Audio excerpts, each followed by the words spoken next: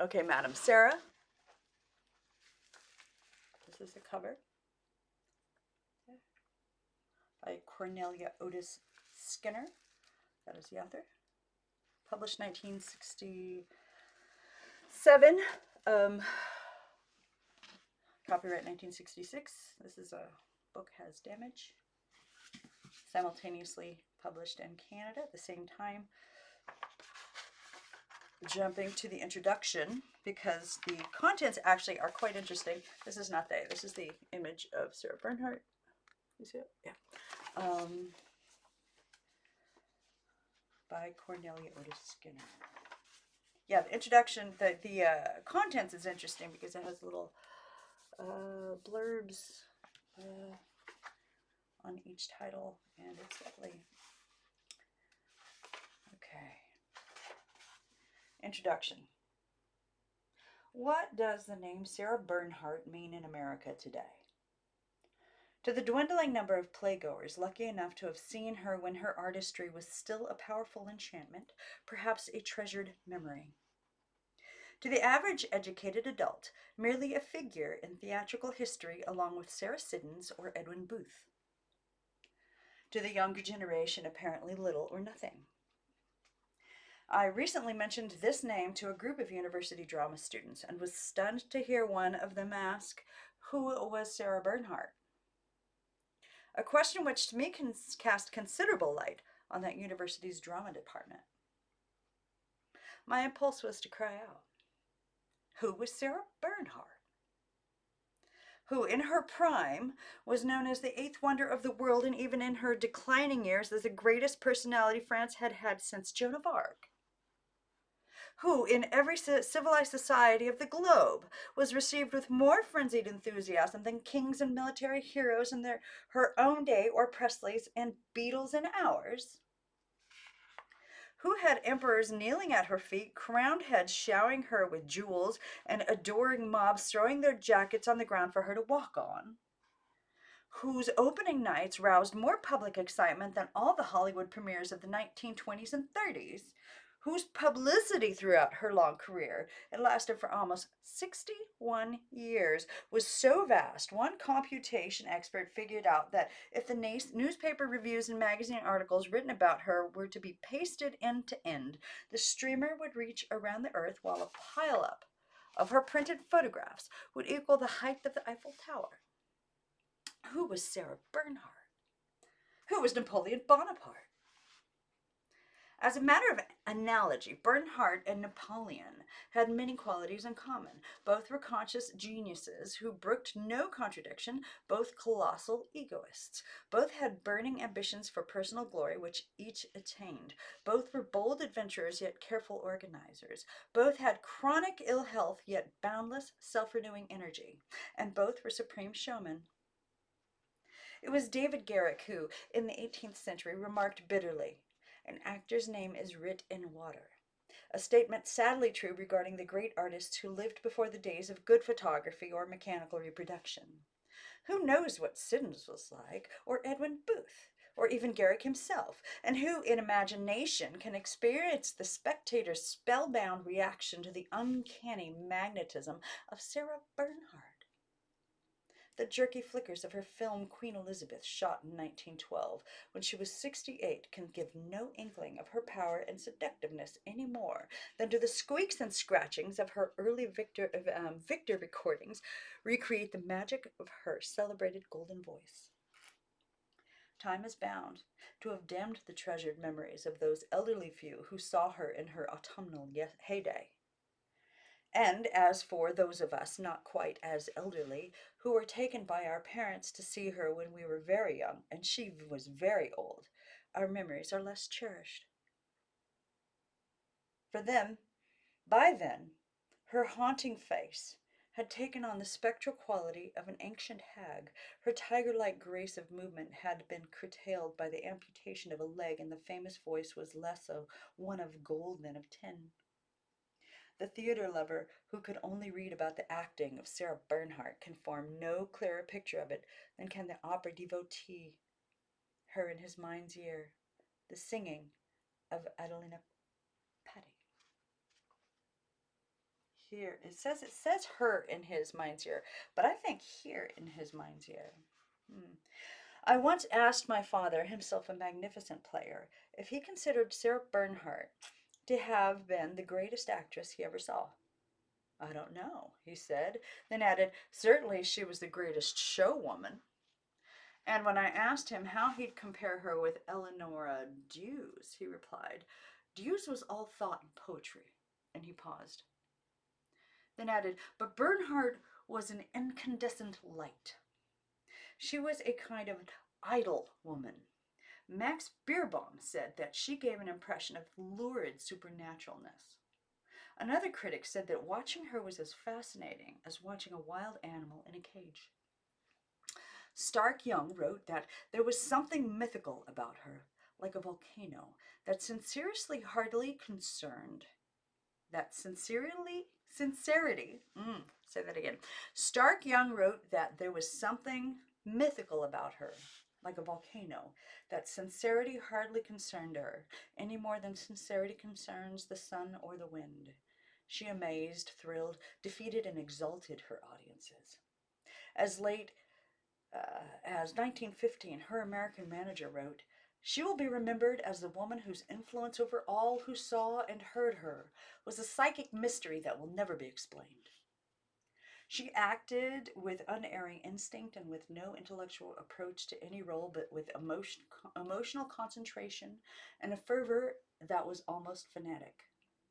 The British critic Arthur Symons called her acting an irresistible expression of a temperament. It mesmerized one, awakening the senses and sending the intelligence to sleep. The woman's looks by themselves could not have been a major factor in her success. In an era when the ideal of feminine beauty was a rosy Venus all dimples and cushiony curves, Sarah's appearance was the antithesis of the image. Her body was that of a consumptive wraith. Her face, the shape of a young pharaoh's, was hollow-cheeked and colorless, and she emphasized its pallor with the slathers of white poudre de riz. Her eyes were shaped like a cat's, blue as star sapphires when she was in a good mood. When she was angry, they deepened into a brooding slate color with threatening flashes of green. Her nose was straight and Hebraic. Her mouth could be passionately expressive one moment and slyly prim the next. Jules Renard describes the latter aspect, saying, the llama had a smile like Sarah's. Her hair was a reddish blonde mop, thick, fuzzy, and completely unruly. She arranged it in a disordered twist held more or less in place with a single heavy pin of carved ivory. In her heyday, and it was an astonishingly long one, she passed as a beauty. But was she? The author-painter W. Graham Robertson, who knew her well, wrote that he had no idea whether or not Sarah Bernhardt was even passably good-looking. Beauty, with her, he says, was a garment she could put on or take off as she pleased. When she put it on, her face became a lamp through which glowed pale light. Her hair burned like an aureole. She grew tall and stately. It was transfiguration. But if Sarah Bernhardt was no true beauty, she could create the illusion of beauty, of great beauty. She moved with the lashing grace of a panther. Her gestures, which at times were so extravagant that in any other actress they would have been dismissed as utter ham, with her became the joy, the wrath, or the anguish of Greek sculpture. She gave an impression of weightlessness. When she crossed a stage, she glided as though on little wheels. Her very standing still gave an impression of lyrical rhythm, and when she walks down a spiral staircase, again to quote Jules Renard, it's as though the staircase turned around her. Her sense of timing was perfect, and when it came to the classical roles and rhymed couplets, there was no actress to compare with her. The poet Theodore de Banville declared, one can't praise her for knowing how to speak verse. She is the muse of poetry herself.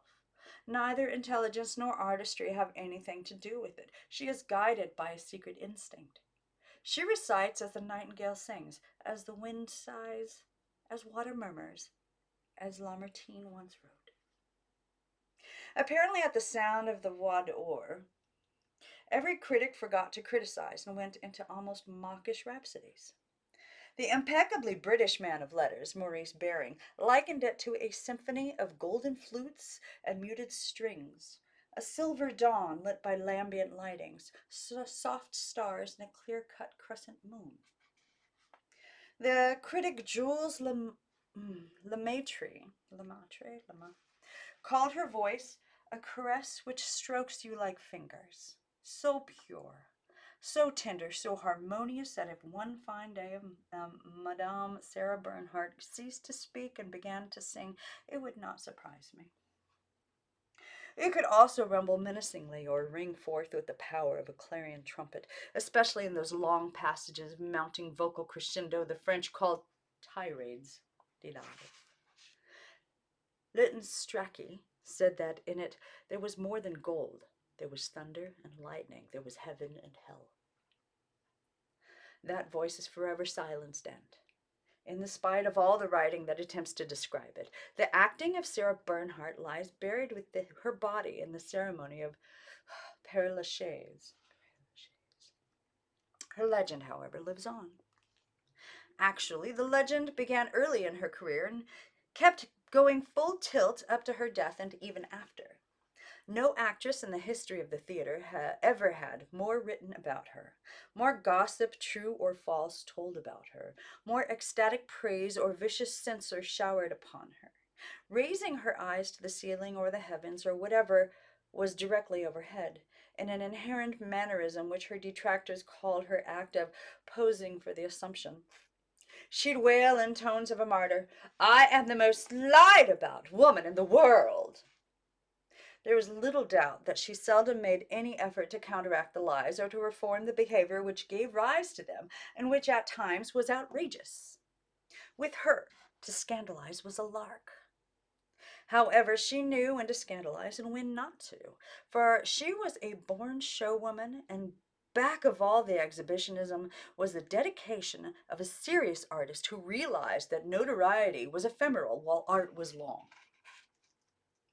When she was young and enjoying her first success, a fellow actress, Madeline Brohan, had sent her a letter giving her some sound advice.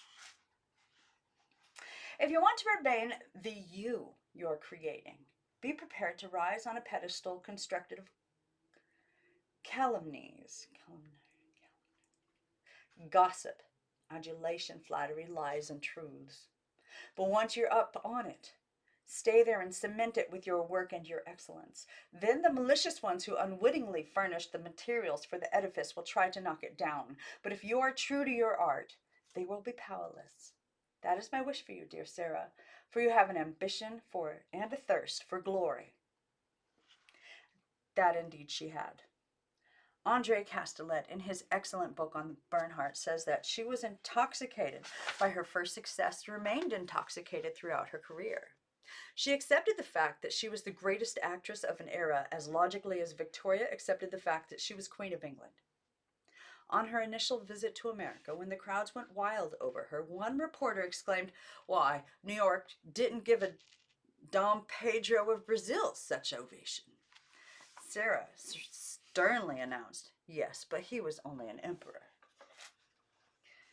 Such errant egotism, however, in no way hampered her dedication to the theater.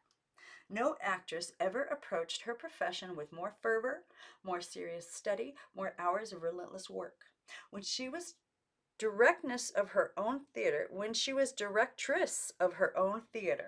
and by then in her 50s, it was nothing for her to rise at 7, confer at 8 with costume and scene designers regarding a forthcoming production for which she had would subsequently rehearse her company at the theater for 3 hours, eat lunch in her dressing room with a few chosen members of the cast, usually sitting on the green carpet of her floor and calling the repast a picnic, play a matinee, return to her house on the boulevard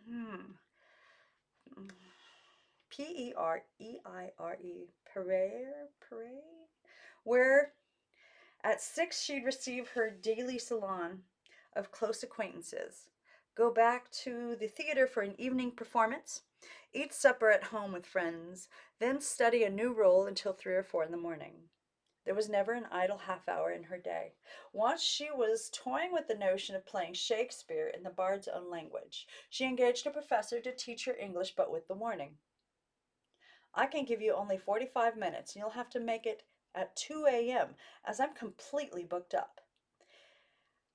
It need hardly be noted that Madame Bernhardt never played Shakespeare in the original. And this was a woman whose physical constitution was frail, whose life doctors were constantly predicting to be in a chronic state of impending demise. For her remarkable, frightening vitality had her own receipt. Life engenders life, she would say. Energy creates energy. It is by spending oneself that one becomes rich. That she was able to verify this theory was due in part to another quality she had in common with Napoleon. This was the gift of being able to fall instantly to sleep at any time of the day or night and, at a chosen moment, wake up at will. Suddenly, in the middle of rehearsal or any other activity, she'd announce that she was going to sleep for 20 minutes. Then she'd fling herself down on a bed or couch or quite often the floor, close her eyes, go immediately off into oblivion, and in exactly 20 minutes, as though some mental alarm clock, wake, jump to her feet, refreshed and looking 10 years younger, and go vigorously back to whatever was underway. There was always plenty underway, both in and out of the theater. Victorien Sardou, who wrote so many of her biggest hits, declared, "If there's anything more remarkable than watching Sarah act, it's watching her live." Life and its many aspects was a continual passion with her. The critic Jules Lemaitre, who's reported to have been briefly one of her numerous lovers, said with admiring amazement, "She could enter a convent, discover the North Pole, kill an emperor, or marry a Negro king, and it would not surprise me. She is not an individual, but a complex of individuals." 1966. No project struck her as impossible. At various times during her restless life, she took up sculpture, painting, the piano, writing, pistol shooting, fishing, and alligator hunting. During the Universal Exposition of 1878, not content to go up in a captive balloon, she scudded off in a free flying one. In the course of her first American tour of 1880, she went down a mine in Pennsylvania, fired a cannon at the Springfield Firearms Factory, and in Montreal scared the daylights out of her manager by going with her sister out onto the half-frozen St. Lawrence River and leaping about on the ice floes. Although she was vehemently opposed to capital punishment, she attended 4 executions, a hanging in London, a garroting in Madrid, and 2 beheadings in Paris. And after each of these depressing spectacles, she was sick at heart, if not actively at her stomach. One of these last 2 was the guillotining of the anarchist Vaillant, whom she had known and admired. In fact, during the 90s, she gave a donation to the anarchist soup kitchen meetings. She had once met Vaillant, and although in her time she had been an ardent imperialist, she was taken by the man's simple ardor and childlike belief in his misguided cause. She hated cruelty and professed to abhor any form of violence. Yet she was intrigued by the idea of dueling, and more than once stated that if she were a man, she'd be fighting every day. Wild animals, especially the big cats, fascinated her, and from time to time she collected a number of them as pets. She kept a tame lion in her house until it began to smell up the place. Frequently an ocelot or a puma would wander into her salon, to the terror of her assembled visitors. She told one group of dinner guests that she had, that very day, consulted an eminent surgeon to find out if it would be possible for him to graft a living tiger's tail onto the end of her spine, as it would be so satisfactory to lash it about when she was angry. It was not surprising that she was occasionally called the magnificent lunatic. Like royalty, she was a presence. The playwright Louis Verneuil, Verneuil,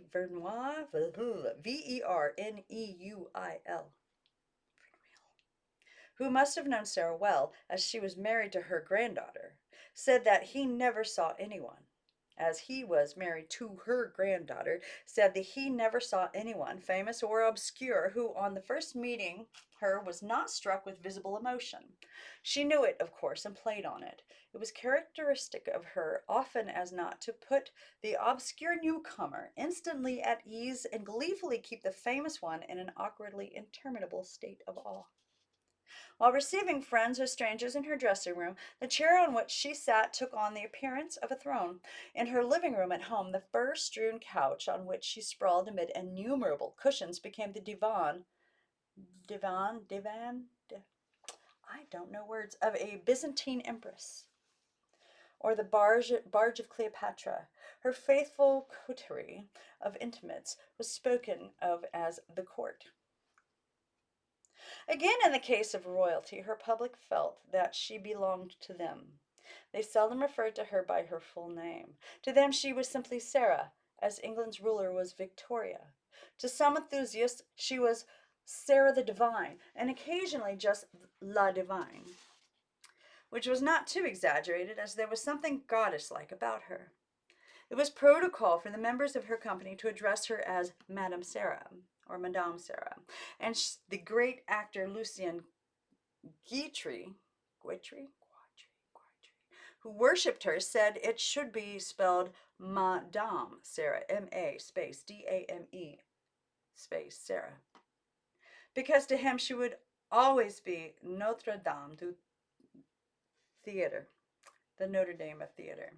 In no other country did a native performer create this feeling of intimate possession by fellow compatriots. No Italian would have referred to Jews as Eleonora, and had a single Britisher dared such first name impudence in the case of Sir Henry Irving, the empire would have been tottered. The Bernhardt legend comes down to us in a welter of material: biographies, brochures, press articles. It is preserved in the superb poster by Mucha, in the portraits by Bastien Lepage and other artists, who usually painted her in flowing white, her head and neck emerging like the stamen of a calla lily from the high-standing collar. That well-known Ruche à la Bernhardt, in the countless photographs which show her dramatically posed in her theater costumes or her off-stage attire, equally dramatically swathed in that voluminous chinchilla cloak she wore the year round, even in July and August. The legend remains in the familiar stories about her vast fortunes, wild expenditures, and inevitable bankruptcies, about her numerous lovers, her sudden savage rages followed by periods of abject repentance, about her acts of cold cruelty and her lovely gestures of lavish generosity. We have heard of her ability to faint or to bleed at the mouth. Unkind rumor has it that the former could be brought on through the use of a small phial of chloroform hidden in a scarf, and the latter through a pin surreptitiously into a gum. One widely familiar fact about Sarah Bernhardt is that her motto was "Quand même," a phrase meaning roughly "even though," or "in spite of everything," a device she adopted early in her career and to whose directive she stuck through the thick and thin of her turbulent life. And of course, anyone who has even heard of this extraordinary person has been told anecdotes concerning her skeletal thinness, which was a gold mine for the characterists and a source of glee for the wits of the boulevards, whose jibes are still quoted. An empty carriage pulled up to the stage door, and Sarah Bernhardt got out.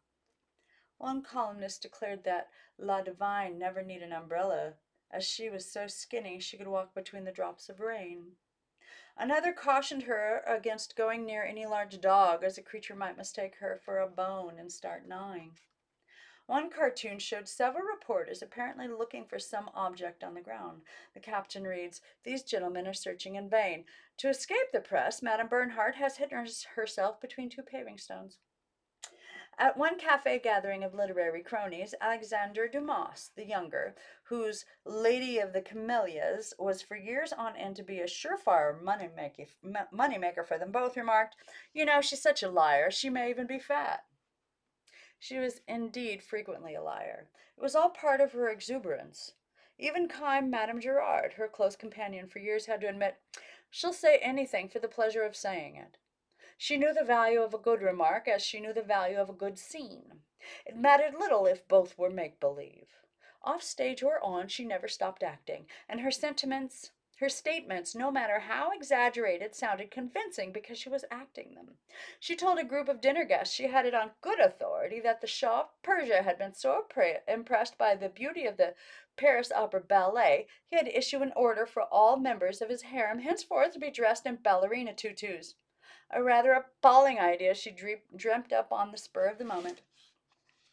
In his highly entertaining book, Un demi-siècle de gloire, the humorist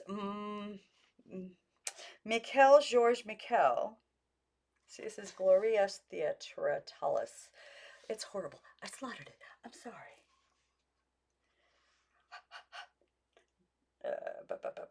Writes with affectionate amusement of Sarah's melodramatic impulses. Georges Michel had met her exactly once as a lad of 16 and had begged her for an autographed photograph which in time she sent. On it she'd written, "To Michel Georges Michel, a charming friend to whom I owe all." Bernhardt's promises were as untrustworthy as her statements.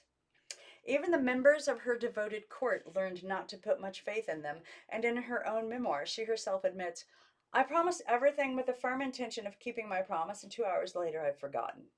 If some friend reminds me, I tear my hair and invent excuses." Michel Georges Michel tells of the time an army colonel came backstage filled with emotion over one of her performances. She, in turn, became filled with emotion upon learning that her visitor was adding to the glory of France not only by serving with the army but by having fathered 6 children. "There's a colonel who gives us his all for the patrie," she cried. Bernhardt was a somewhat hysterical patriot, and she insisted that the colonel, his wife, and all 6 children spend their next holiday with her at her Brittany estate in Belle Isle. She even forced the poor, bewildered man to swear on his sword that they'd come. The colonel swore, departed, and a month later turned up bag and baggage, wife and children at Belle Isle, only to be informed that the great tragedienne could not be disturbed by tourists, that she had injured her knee, that all rooms in the place were filled with guests, and that at the moment Madame was in the midst of a croquet game. The unreliability of Sarah Bernhardt seems to reassert itself in the numerous books and articles written about her, many of which were widely at variance. 2 in particular are extremely contradictory, and each profess to be the "as told to" type, the teller having been Madame Sarah herself.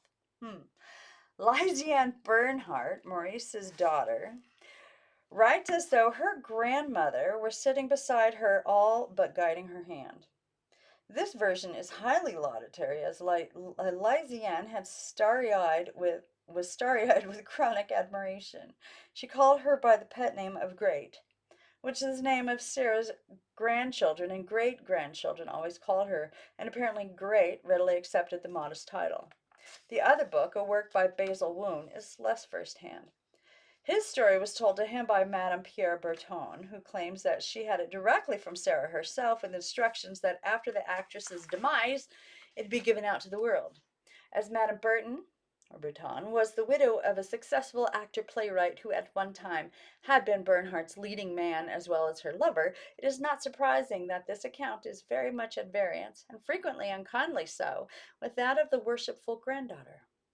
Bernhardt's own memoirs are incomplete. They go no further than 1888, and much is omitted.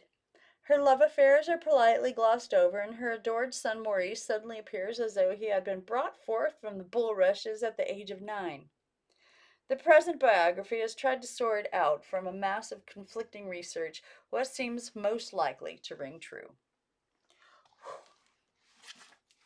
It's gonna be a long book.